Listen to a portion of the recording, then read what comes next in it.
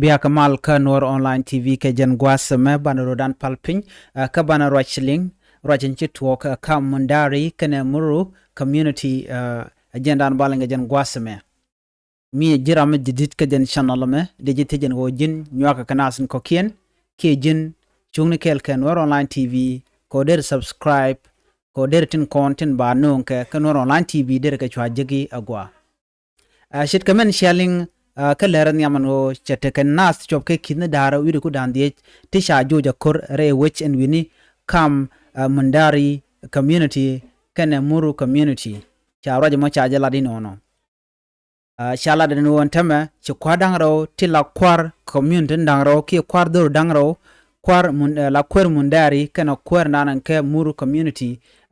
chike jek re wike juba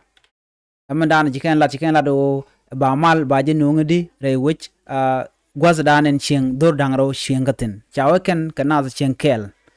chala do mandari chaga jungno deken kode kana kapchong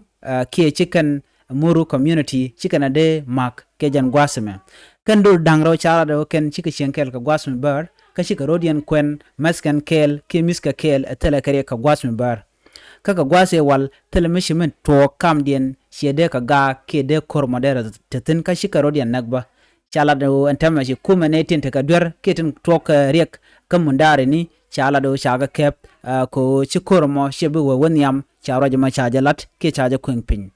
akan community ndangro chala do ken marken long adungno ka jan gwas men tamma gwatan chikor che toktin shamuru community cha shuma ka mundari ka shane ti shop ke kina daru ku dandiech chaga chu joj gwazdan en cieŋgatin ke wajdan tegatin wantama reudian cieŋ na dul kos kana gosen kontin gorgatin chitka dul gori wajan gwazdan tegatin aname agenda na lero nan tama ke jan gwasame mi jiram jidit ke jan channel me de jitejen wajin nywaka kanasin kokien biata kamal bye bye